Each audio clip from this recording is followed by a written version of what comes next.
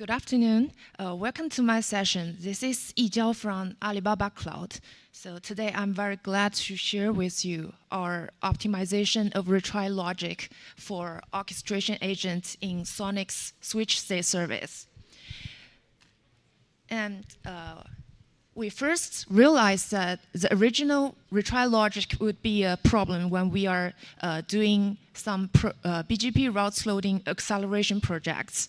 And to test the speed of SONiC installing BGP routes, we tested on different numbers of routes. We started from 5,000 and then 10,000 and finally 50,000 routes. And I see some noise when the traffic gets scaled, and the whole workflow gets kind of disturbed when the traffic gets scaled. So we look into the record files and try to find out the unstable factors. And by comparing the timestamps in the record file, we unsurprisingly find something interesting. So when there are consecutive incoming events happening and received by the org daemon, we find that there is some constant gaps between two events being processed. And the value seems to have a linear relationship between the number of pending routes in the org agent. For example, when we tested on 5,000 routes, the gap is around 60 milliseconds. And when we double the number of routes, the gap increases to 127, which is nearly twice the 60 milliseconds. And the same when we tried on the 50K, the gap also becomes 10 times of the original 60 milliseconds. And this pattern just attracts our attention because we think in an edge router, it's easy for it to be faced with millions of BGP routes, especially when it needs to host multi-tenants. And it's important for the edge routers to be able to tolerate large scale of pending routes. And we do not want the number of pending routes to affect the normal processing workflow. And we finally dive into the workflow of BGP routes processing to find out how the pending routes are handled. And as the picture shows, when the BGP learned routes are injected into the Redis app table, some consumer in the route org would subscribe to the events, and then it would record the events into its sync map. And the events would stored as some entries. And I listed several examples there. And the consumer would check whether the routes are ready to get installed or not. So if it's ready, as the green block shows, it would be dispatched to the following modules. For example, it would be written into the ASIC DB, and SyncD would consume it and finally dispatch the routes into the ASIC. But if it's not ready, the consumer would just leave the routes there and continue to the next entry. And how does the consumer determine whether the route is ready or not? So let's check the three examples. Maybe it would check the next hop group, whether the referred next hop group is valid. And it could also check the next hop IP. It would ask the op service, what's the MAC address of the IP you mentioned. And it would also check the interface name. It would check whether the interface actually exists. And if there's some misconfiguration or timing issues, I found that the next hop group you mentioned is actually not there. Then I think the route entry is not ready to be installed. But actually, since the syntax is correct, I would not discard the route entry. I would just put it in my sync map for later retry. But the problems comes here. For example, when we inject 1 million routes with an unexisting next hop group, these routes would get stuck in the sync map like this. And the sync map is really overwhelmed with pending routes. So when the iteration enters the global retry stage, we know that in every event loop iteration, the org daemon would trigger a global retry process. It would invoke every regis org agent to loop over all the regis consumers. And each consumer would loop over its sync map entries to execute all the entries registered there, including the 1 million example pending routes. And for example, if if the 1 million routes takes 1 second to be fully processed, although since we did not create the next hop it needs, so the retry would end up to be filled again, but the span is still the time is still spent there, and since the pending routes are always stuck there, so it's retried in every global retry stage. That means every time an event happens, we would need at least 1 second in the retry stage. So that explains why the gap between two events being processed is linear to the number of pending routes. And that draws our attention because we do not want the number of pending routes to affect the normal workflow. So the natural idea is to separate the ready and unready tasks inside the sync map. We want to add an assistant data structure behind the sync map and enable the sync map to archive those unready tasks so that when the consumer has a chance to execute its tasks, it can focus only on those tasks that worth a try and skip those unready. And after we separate the ready tasks and unready tasks, when we enter the retry stage again, still all the registered orgs and registered consumers loop over all the tasks, but they would skip those unready ones, and we no longer need to process those 1 million unready routes. So the retry, the gap between two events would not affect by the number of pending routes. But we know the routes may be ready in the future, so it cannot be there forever. So we also need a mechanism to put it to the archive storage and restore it back. Then we propose a design of retry cache. And when the consumer is enabled with a retry cache, the workflow kind of changes. So as same as before, when the new events happening, the consumer subscribed to the Redis table would record the new events and determine whether the tasks are ready. And if they're ready, it would dispatch the tasks to the following modules. And if it's not ready, previously I would just put it back to sync map, but now I would try to transfer the task into the retry cache. And this process would make the sync map much more lightweight because it's not as overwhelmed as I have pictured in the previous slide. And as I have mentioned before, the task need to be restored. So how to know when to restore and how to restore? So there must be some other org agents and consumers that can resolve the constraint of that task. For example, the 1 million routes I have mentioned, they are waiting for next hop group. So the next hop org should be responsible to notify the route org consumer retry cache that, okay, this route, this next hop group is created. Now you can try those related routes. So, the next hop org is responsible to send out the notification. And the retry cache should be able to determine which tasks stored inside me are related to this constraint. And then I mark it as resolved and move it back to sync map. So next time when the route org consumer has the execution rights, it can loop over the sync map and retry those ready tasks. Okay. And to achieve this functionality, the retry cache needs to maintain a lot of metadata. For example, it has to be aware of the specific constraints related to a specific task, so that when the notification comes, I know which field task is related. Otherwise, it would be very blind.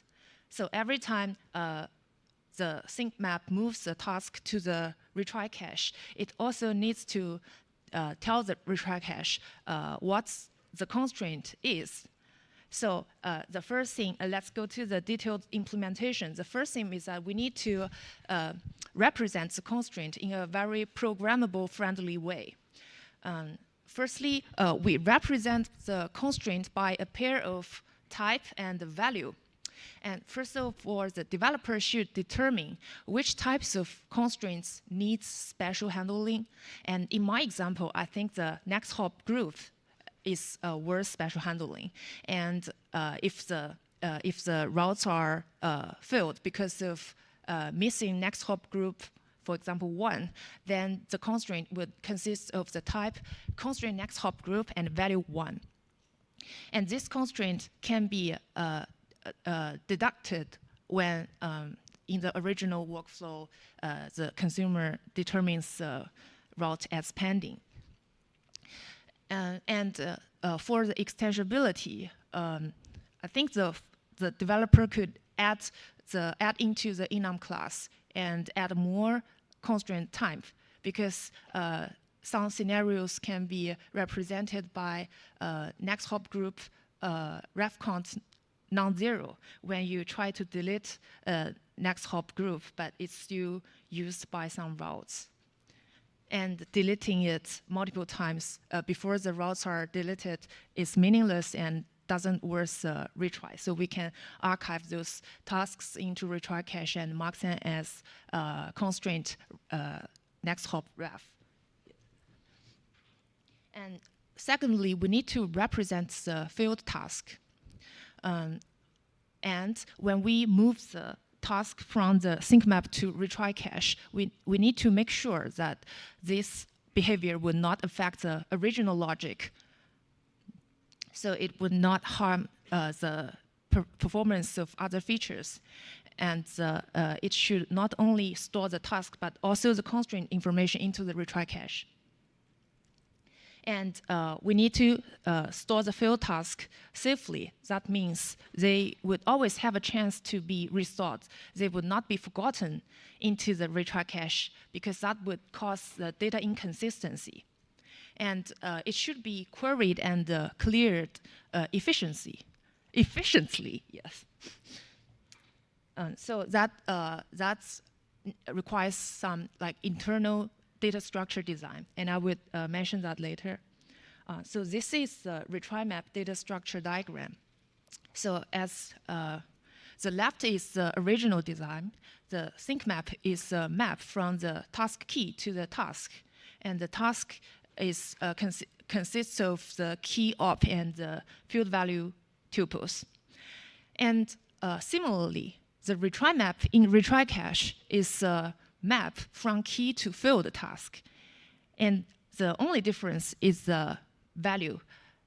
The sync map value is task, and the retry map value is field task. The only difference is that I stored the constraint information together with the task, and they form the field task and become the value of the retry map. So that every time I got a key, I can find the corresponding field task. Apart from the original information, it also gets the constraint information. And the second data structure introduced here is the retried keys map.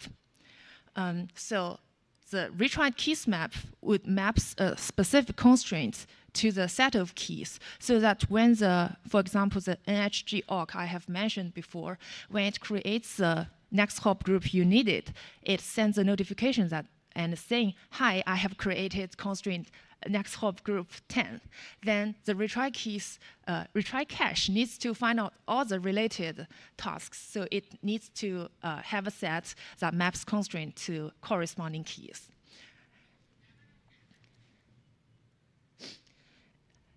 And after that, we believe that retry cache would holds enough information to map the constraints to tasks and do the store and restore correctly. Now the necessary component is the in-time notification mechanism.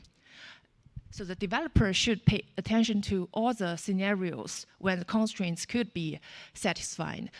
For example, if you pay attention to the constraints that next hop group is missing, then you should mark at all the places that a new next hop group could be created. And when that new group is created, it should invoke a notification API so that every new creation would be aware and notified.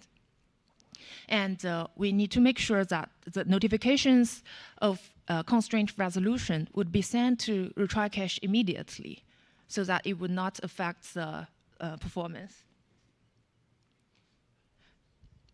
The design is when the constraint resolver, for example, the next hop group org, notifies that it has already created next hop group 10. The retry cache would record the resolved constraints without actually moving back the tasks. Because if you have 1 million routes related to the constraint, moving the tasks back to the sync map would also take a lot of time. If you move the tasks now, you would increase the duration time of next hop group or NHG org's execution time, because it's next hop NHG org's execution loop. So the retry cache only marks the resolution of these constraints without actually doing any moving work. But when the org daemon enters the global retry stage, so previously everyone just retry the tasks in the sync map, but now we would add a step. In this step, every consumer not only loop over its sync map, it also loops over its retry cache. It would check all the marked resolved constraints and find out all the unready tasks that turns out to be ready now and move it back to the sync map. Since it's during the retry process, so you can do this work here. It's suitable here, not taking other org agents' time. And it's worth mentioning that sometimes a task can be blocked by several constraints.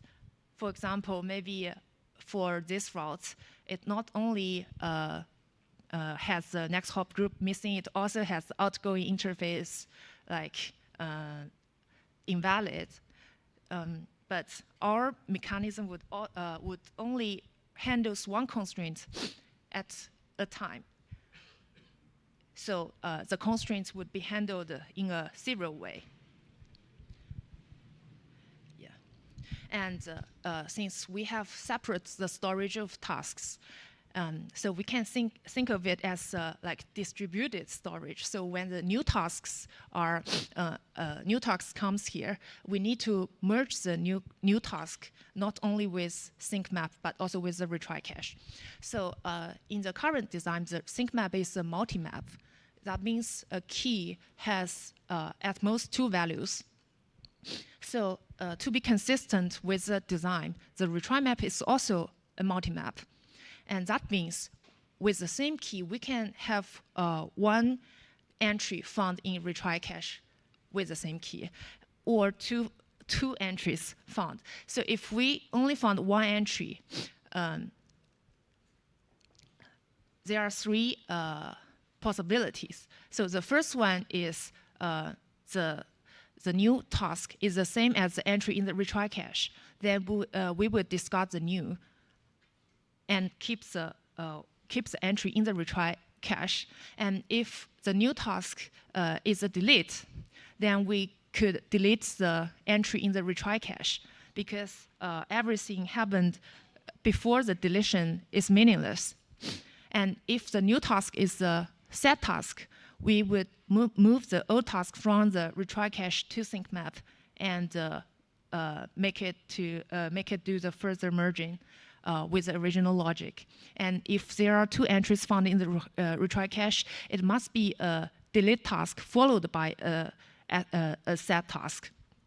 So if the new task is a deletion, we just discard the new task and set entry in the retry cache, and only keeps the deletion in the retry cache. And if the new task is a set task, we would move the old set task from retry cache and keep the deletion in the retry cache as it is. Yes, that's the merge logic. So after that, we also designed a test plan to compare the performance increasement, and the plan is to inject invalid routes to the Redis app by script. And we use a pipeline to make sure no other noise is introduced. And the route table consumer would consume those invalid routes silently and store them into the sync map. But those routes are always in a pending state. And without retry cache, these tasks get retried in every event loop and delay the incoming events. And but with the retry cache, we can find that the gap is no longer affected by the number of pending routes. It's always 2 milliseconds, almost 0. Yeah, but without retry cache, the gap is has a linear relationship with the number of pending routes. And we have a coding PR and a HLD PR in the community, and welcome to comment on both PRs. And that's all. Thank you.